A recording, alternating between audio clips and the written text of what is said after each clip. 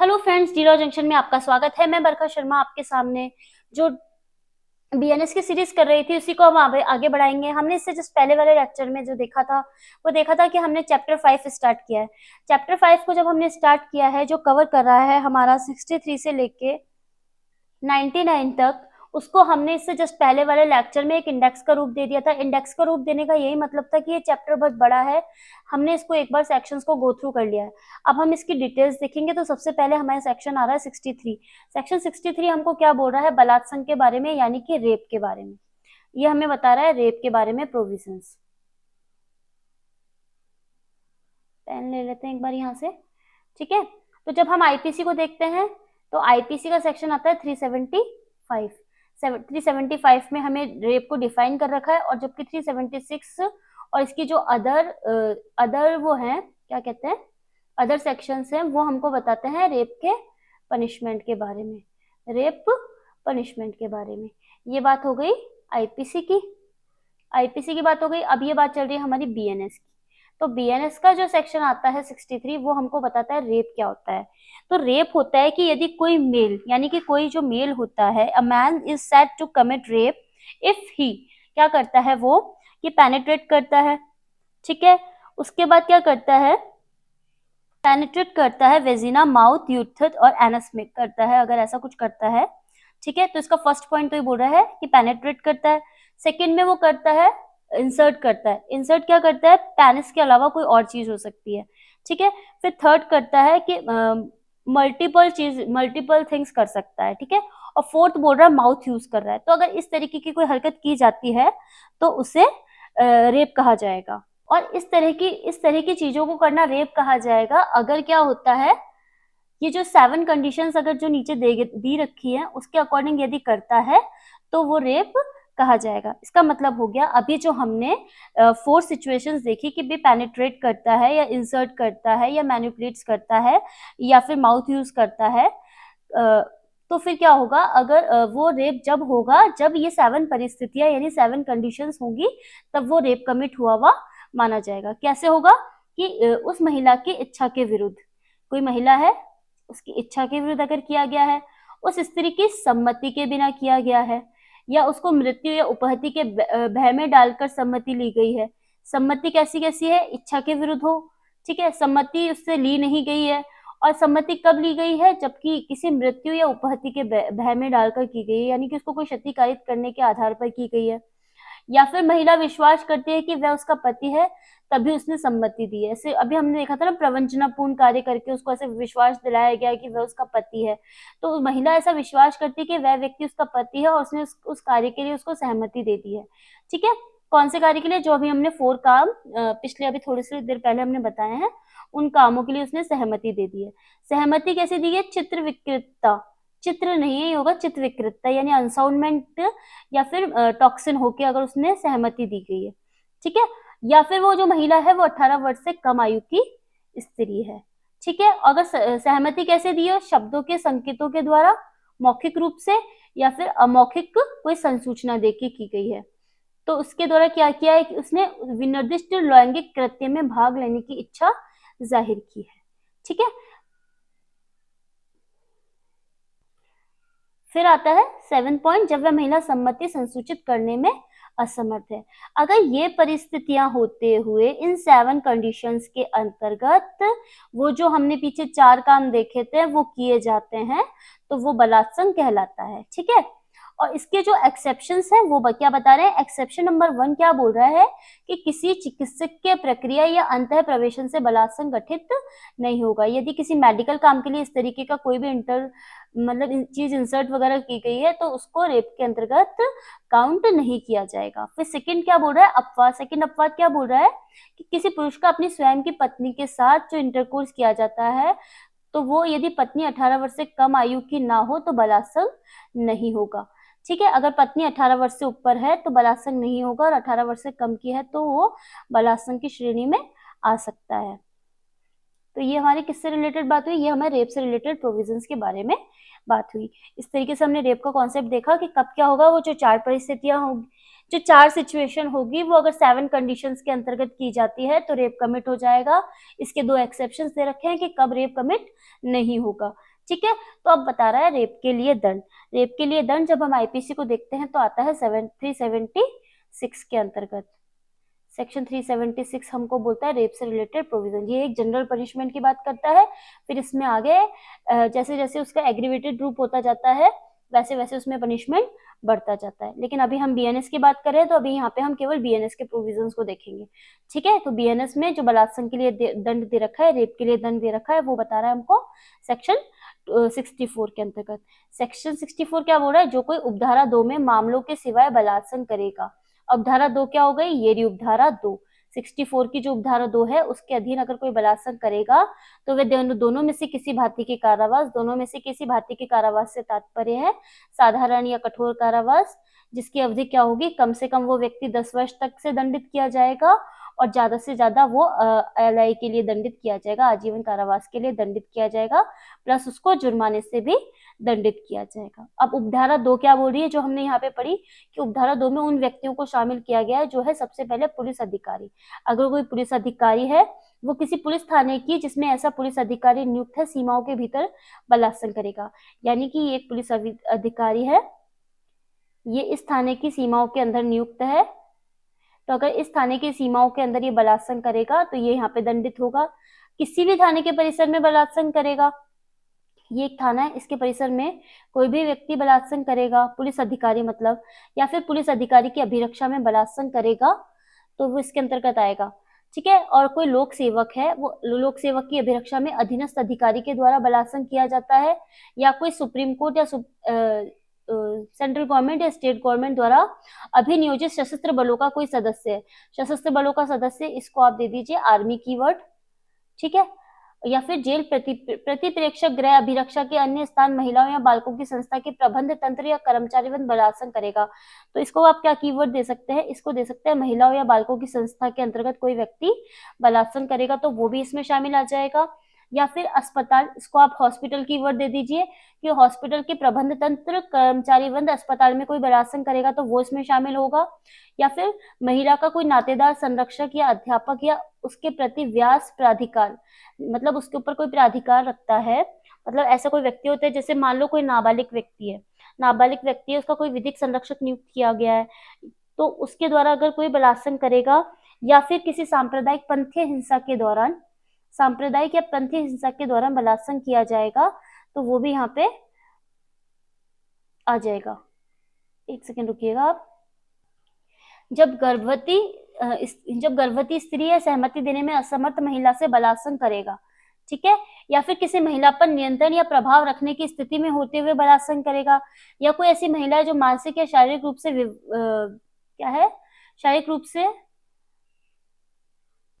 शारीरिक रूप से निशक्तता से ग्रसित है। निशक्तता क्या होती है? मतलब वो हैंडीकैप टाइप की है, मानसिक रूप से शारीरिक रूप से निशक्त है, उस महिला से यदि कोई बलात्संग करेगा या बलात्संग करते समय महिला को गंभीर शारीरिक हानिकारक करेगा, या फिर कोई विकलांग बनाएगा, या कोई विद्रुपित करेगा, या उसका जीवन संकट में डाल देगा, या उसी महिला से अगर वो बलात्कार बार बार करेगा तो वो किस दंड से दंडित होगा? कठिन कारावास से तो 10 वर्ष से कम की नहीं होगी, अधिकतम जो एलआई हो सकेगा यानी कि आजीवन कारावास तक हो सकेगा। और आजीवन कारावास भी कैसा होगा? शेष प्राकृत जीवन, जो भी उसका जीवन शेष बचा हुआ है वो तब तक जेल में ही काटेगा और जुर्माने से दंडित किया जाएगा। ठीक है। अब हम आगे पढ़ते हैं। फिर कहते हैं कतिपय मामलों में बलात्संग के लिए दंड। कतिपय मामलों मतलब अदर कोई प्रोविजंस है उनमें बलात्संग के दंड की बात बता रहा है कि सेक्शन 65 बोल रहा है। सेक्शन 65 बोल रहा है कतिपय मामलों में बलात्संग के लिए दंड की कोई भी व्यक्ति है जो 16 वर्ष से कम आयु की किसी महिला से बलात्संग करेगा, 16 वर्ष से कम आयु की किसी स्त्री का बलात्कार या बलात्संग करेगा तो वह कठिन कारावास से, यहाँ पे सादा नहीं लिख रहा है, यहाँ पे कठिन ही लिख रहा है, तो कठिन कारावास से जो कि 20 वर्ष से कम की नहीं होगी, जो एलआई तक यानी कि आजीवन कारावास तक हो सकेगी। और आजीवन कारावास उसका कैसा होगा? शेष प्राकृतिक जीवन, जितना भी उसका जीवन बचा हुआ है वो सब जेल में ही बीतेगा और जुर्माने से दंडित किया जाएगा। फिर क्या बता रहा है? ये वाला जो बीच वाला प्रोविजन है ना, ये वाला इसके थ्रू और इसके थ्रू, दोनों के थ्रू लागू होता है। सेकंड है ये 12 वर्ष से कम आयु की किसी महिला से अगर कोई व्यक्ति रेप करेगा तो क्या होगा? कठिन कारावास से जो 20 वर्ष से कम की नहीं होगी, अधिकतम एलआई यानी कि आजीवन कारावास तक हो सकेगी, लाइफ इम्प्रिजमेंट हो सकेगा जो कि उसके पूरे जीवन के लिए होगा, ठीक है। और जो जुर्माना या फिर मृत्यु दंड से भी दंडित किया जा सकेगा। परंतु जो ऐसा जुर्माना दिया जाएगा वो पीड़िता के चिकित्सा के खर्चों को पूरा करने, उसको पुनर्वास करने के लिए न्यायोचित और युक्तियुक्त होगा। और इस उपधारा के अधीन अधिरोपित किसी भी जुर्माने का संदाय पीड़िता को किया जाएगा। मतलब क्या होगा कि पीड़िता के चिकित्सा के पूरे खर्चे होने चाहिए, उसको पुनर्वास करने के लिए दिया जा सकेगा, और ये जो जितनी भी जुर्माने की राशि होगी ना वो पीड़िता को दी जाएगी, ठीक है। आगे बढ़ते हैं, आगे बढ़ के जाते हैं सेक्शन 66 की तरफ। सेक्शन 66 हमको बोल रहा है कि पीड़िता की मृत्यु या सतत विकृतशील दशा कारित करने के लिए दंड। जो कोई भी 64, जैसा कि अभी हमने पहले सेक्शन पढ़ा था, 63 में तो क्या बता रखा था हमको, रेप, और 64 में रेप का दंड बता रखा था कि उपधारा 1 व 2, एक में हमने जनरल पनिशमेंट देखा था और 2 में देखा था हमने कि अलग अलग तरीके की संस्थाएं, व्यक्ति वगैरह थे, उनके अधीन, उनके द्वारा अगर कोई अपराध किया जाता है तो उसके अधीन कोई दंडनीय कोई अपराध करेगा और उस अपराध के फलस्वरूप कोई क्षति पहुंचाएगा, तो जिससे स्त्री की या तो मृत्यु कारित हो जाए या विकृतशील दशा में आ जाए, तो वो कठिन कारावास से जो 20 वर्ष से कम की नहीं होगी और आजीवन कारावास तक की जो प्राकृतिक जीवन जो होगा उस तक की पूरी होगी, या फिर उसे मृत्यु दंड से दंडित किया जाएगा। फिर सेक्शन 61 आता है। सेक्शन 61 हमको बोलता है पति द्वारा अपनी पत्नी के साथ पृथककरण के दौरान मैथुन करना, यानी कि पति अपनी पत्नी के साथ अगर सेपरेशन में चल रहा है और अगर इंटरकोर्स करता है बिना उसकी सहमति के, तो दंड क्या होगा, दोनों में से किसी भांति का कारावास, जो यानी दोनों में से किसी भांति का कारावास मतलब कठिन और सादा, जो कि 2 वर्ष से कम की नहीं होगी और 7 वर्ष तक की हो सकेगी, प्लस जुर्माने से दंडित किया जाएगा। नेक्स्ट आता है 68। 68 क्या बोलता है, प्राधिकार में किसी व्यक्ति के द्वारा मैथुन। इसका मतलब क्या हो गया कि sexual intercourse by a person in authority. इसका मतलब हो गया कि जो कोई भी व्यक्ति है वो प्राधिकार की स्थिति में या वैश्विक संबंध रखता है, जो कोई लोक सेवक है या कोई जेल प्रतिप्रेक्षक, गृह अभिरक्षा महिलाओं की संस्था का अधीक्षक होते हुए या प्रबंधक होते हुए या अस्पताल के प्रबंध तंत्र या किसी अस्पताल का कर्मचारी होते हुए बलात्संग से भिन्न कोई स्थिति करता है, बलात्संग से भिन्न कोई स्थिति करता है, तो वो दोनों में से किसी भांति के कारावास से, जो कि कठिन या सादा हो सकेगा, कम से कम 5 वर्ष तक का या अधिकतम 10 वर्ष तक का, और जुर्माने से दंडित किया जाएगा, ठीक है। अब आगे बढ़ते हैं, आगे बढ़ के जाते हैं 69 की तरफ। 69 क्या बोल रहा है, प्रवंचनापूर्ण साधनों आदि का प्रयोग करके मैथुन करना। इसका मतलब हो गया कि sexual intercourse by employing A deceitful means, मतलब उसको प्रवंचना करके विश्वास दिलाया गया है। किस तरीके का विश्वास दिलाया गया है कि भाई जो कोई प्रवंचनापूर्ण साधनों द्वारा किसी महिला को विवाह करने का वचन देकर उसे पूरा करने के किसी आशय के बिना उसके साथ इंटरकोर्स करता है या ऐसा इंटरकोर्स बलात्कार की कोटि में नहीं आता, तो वे दोनों में से किसी भांति के कारावास से, जिसकी अवधि क्या हो सकेगी, 10 वर्ष तक की हो सकेगी, और जुर्माने से दंडनीय किया जाएगा। प्रवंचना कैसे की जाती है, प्रवंचना की जाती है कि भाई वो उसको नियोजन का लालच देके, नियोजन यानी कि नियोजन क्या होता है, एम्प्लॉयमेंट का, प्रमोशन का, मैरिंग का, और किस चीज का, उसको मिथ्या वचन दिए जाते हैं। ये या तो उसको नियोजन का लालच दिया जाता है या प्रोन्नति का लालच दिया जाता है, प्रमोशन का, या उससे पहचान छिपाकर विवाह किया जाता है, उसे उत्प्रेरित किया जाता है, या किसी तरह का मिथ्या वचन दिया जाता है। इस तरह के कार्यों को पूरा न करने के आशय से अगर कोई व्यक्ति मैथुन करता है, इंटरकोर्स करता है, तो उसे 10 वर्ष तक का कारावास और जुर्माने से दंडित किया जाएगा। नेक्स्ट जो पॉइंट आता है वो आता है सेक्शन 70, जो कि लैंगिक अपराधों का लास्ट पॉइंट है। ये क्या बोल रहा है, ये बोल रहा है गैंग रेप के बारे में, सामूहिक बलात्संग के बारे में। लास्ट सेक्शन नहीं है ये इसका, इसके जो लास्ट सेक्शन है वो तो है 73, इसका सेक्शन 73 लास्ट सेक्शन है। 70 तक तो ये अभी ये चल रहा है, रेप से रिलेटेड लास्ट है, इसका मतलब गैंग रेप से रिलेटेड लास्ट है। सामूहिक बलात्संग क्या होता है, जहाँ किसी महिला से एक या अधिक व्यक्ति होते हैं, एक या अधिक व्यक्तियों के द्वारा एक समूह गठित करके या सामान्य आशय को अग्रसर करने में, सामान्य आशय वही सामान्य आशय है जो कि क्या होता है, सेक्शन 34 ऑफ आईपीसी है, सामान्य आशय, ठीक है ना। बलात्संग का अपराध किया गया है वह उन व्यक्तियों में से हर व्यक्ति के बारे में समझा जाएगा कि उसने बलात्संग का अपराध किया है, ठीक है। और ऐसे व्यक्ति को कितना दंड दिया जाएगा, कठिन कारावास होगा जो 20 वर्ष से कम का नहीं होगा, आजीवन कारावास तक होगा जो कि शेष प्राकृतिक जीवन के लिए होगा, और जुर्माने से दंडित किया जाएगा।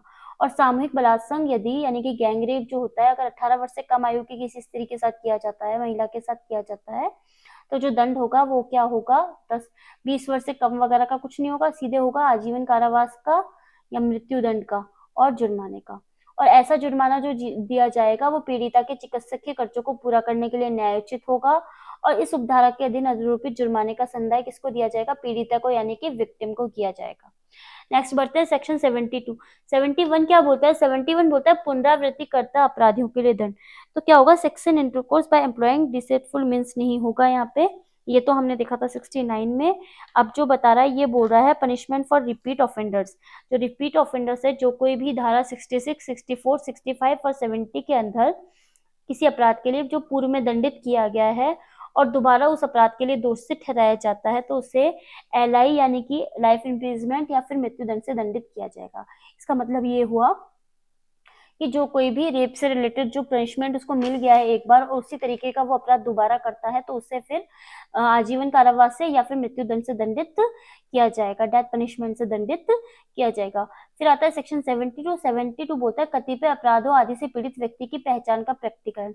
अगर इस तरीके का पहचान का प्रकटीकरण किया जाता है तो क्या होगा कि मतलब सेक्शन 64 से लेकर 71 के अंतर्गत अगर अपराध गठित होता है और ऐसे पीड़ित व्यक्ति यानी विक्टिम व्यक्ति की अगर पहचान कर दी जाती है, उसको क्या किया जाता है? पब्लिश कर दिया जाता है, प्रिंटेड कर दिया जाता है, प्रिंटिंग कर दी जाती है उसकी, या फिर उसको पब्लिश कर दिया जाता है। तो वह व्यक्ति जो इस तरीके का पब्लिश करेगा या फिर प्रिंटिंग करेगा, वो व्यक्ति 2 वर्ष तक के कारावास से, जो कि कठिन या सादा हो सकेगा, और जुर्माने से दंडित किया जाएगा। फिर आता है सेक्शन 73। 73 से पहले आएगा हमारा कि यदि जो मुद्रण या प्रकाशन होता है तो वह अपराध नहीं होगा यदि पुलिस थाने के बाहर साधक अधिकारी के या ऐसे अपराध का अन्वेषण करने वाले पुलिस के जो ऐसे अन्वेषक के प्रयोजन के लिए सद्भावना पूर्वक कार्य करता है या उसके लिखित आदेश के अधीन किया जाता है। इसका मतलब हो गया यदि पुलिस थाने का अधिकारी है या कोई अन्वेषण अधिकारी है जो क्या करता है, सद्भावना पूर्वक इस तरीके का प्रकाशन करता है, तो वो अगर किसी के द्वारा लिखित आदेश उसको दिया गया है, तो अन्वेषण के प्रयोजन के लिए उसको लिखित आदेश दिया गया है उसका मुद्रण या प्रकाशन करने का, तो अपराध नहीं होगा।